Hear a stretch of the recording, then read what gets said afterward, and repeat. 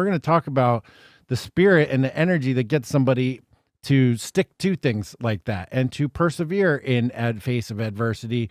And when you're like one against, I don't know, 200,000 people trying to fight you and trying to get your accomplishments through. But there was something that you brought up beforehand that I wanted to drill down on as I was thinking about it.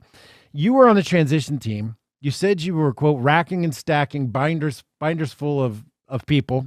People. Yeah. And candidates, highly qualified candidates of all kinds, shapes and sizes, colors and creeds. And I think one of the main criticisms that people can levy fairly at the Trump administration is a mishandling of the hiring process and the appointees, and the failure to basically put loyalists in all of the positions of power within DC.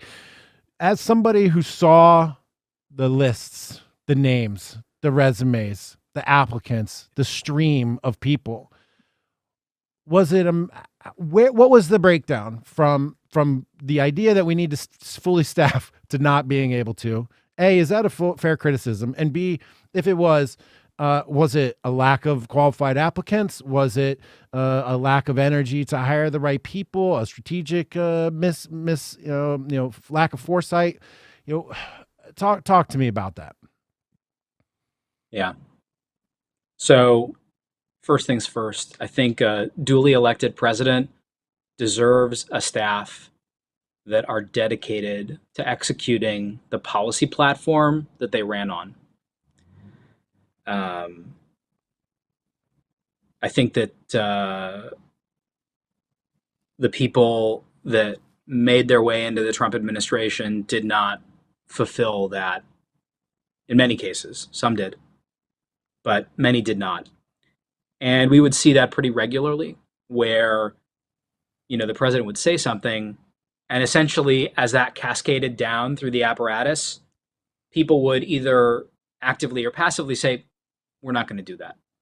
It was incredibly frustrating and essentially led me to just keep a running list in my head of, and I kid you not, there were less than 50 people that I fully trusted to be affirmatively, actively, proactively executing against the lawful orders of the President of the United States.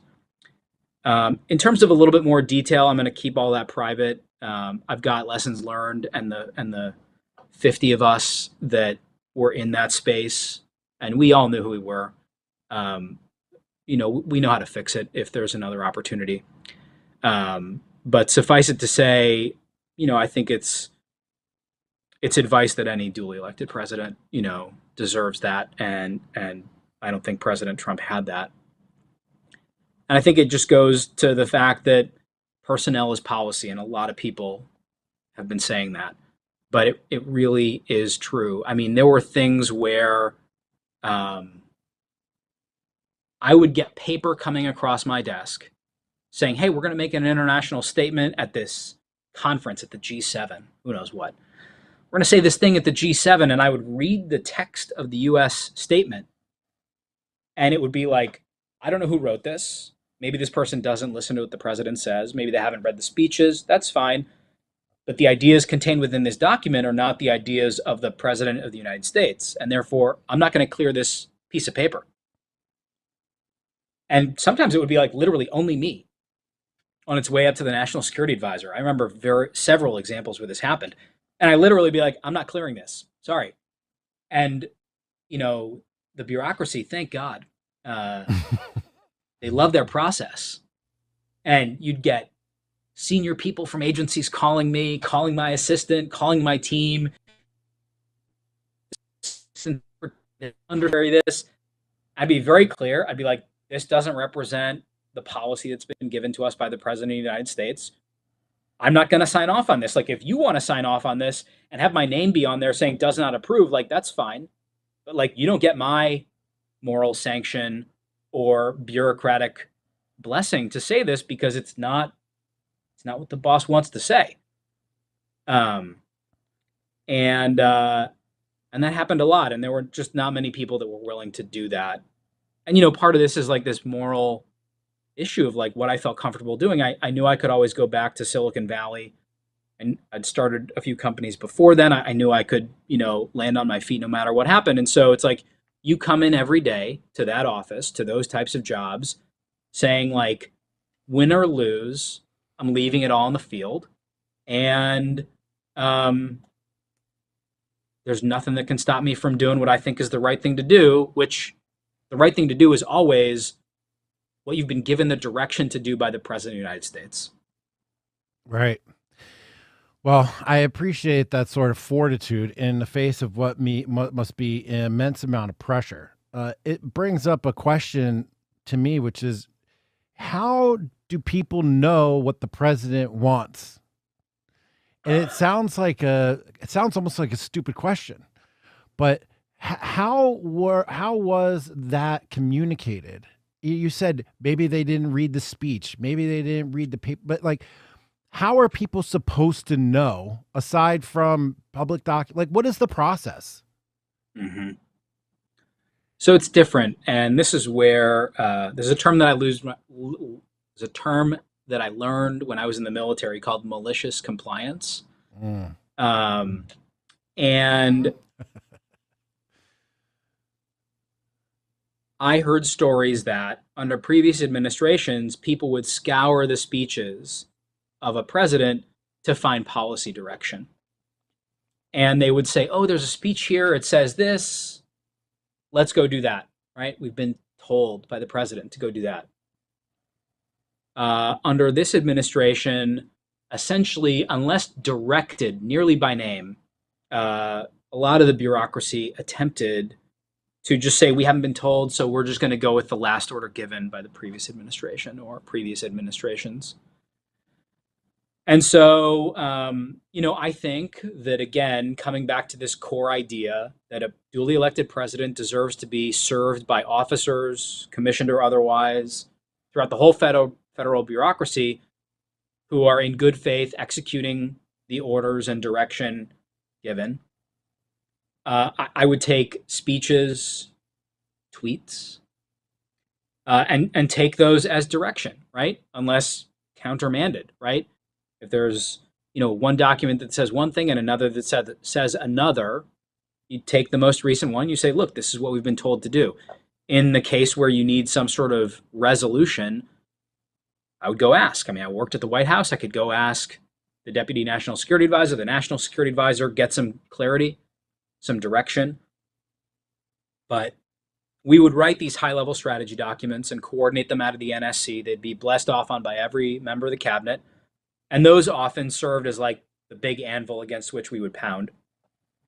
But then for the smaller things, yeah, you take a speech, you take a comment made, or sometimes, the president would go to your boss, the National Security Advisor, and say, hey, I want X to happen. And that person would then call, the National Security Advisor might call me in and say, and you'd never know, right? Because you always want to insulate the president. But the National Security Advisor would be like, hey, why don't you go do X? Always within the bounds of legality and propriety. God, I probably talked with my lawyers 3 to 5 times a day in that job. So nothing weird or squirrely. But yeah, and then you'd go do X because your boss, an assistant to the president, vested with, commissioned by the president of the United States, would say, hey, we're going to go do this. Like, go lay the groundwork for X. And so that was how I did it. I think that's how most administrations did it. But it also is sort of some of the challenges that we faced. It's good talking to you, man. And I hope people listening are getting some of the same sense that I'm getting, which is that, no matter where you are in life, no matter what you're working on, no matter what organization, government, private, anywhere, man, human beings are still involved, right? And like nothing is ever perfect. There are judgments you have to make on the fly. People aren't great at communicating. People think what's in their head or not. And, when I first got out of college, I thought my first job was going to be filled with people who were just brilliant and hardworking and totally focused and on mission. Like, boy, what a rude awakening that was. And as I just get older and more mature and older and more mature, I realize it's the same thing everywhere. There's human beings everywhere, and there's varying levels of competence and varying levels of professionalism, varying levels of preparedness. But to realize that you have to still manage all of that kind of nonsense at the highest levels of government, dealing with counter terrorism and cybersecurity and national security issues, it's kind of scary. It's a little scary, but it's also just reality that people need to understand. And it's so easy to just be like a MAGA red meat table pounder and be like, why did this happen? Blah, blah, blah, or do this. But man, life's complicated. Things are hard. And as you said, personnel is policy. Personnel is productivity. Personnel is your product. Personnel is your profit. Personnel is everything.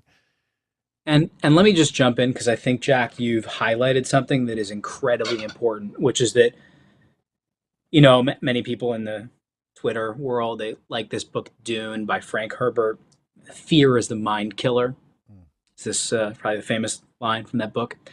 And it's true. It really is true. And it's not just fear, but it's misperception. And it's this misperception that someone's coming for you or planning or plotting or this or that. And I found that 90% of the time it was usually just miscommunications. People didn't understand what one thing meant. They see a little slice of something and they're like, oh, that person's coming to get me or whatever. Not true.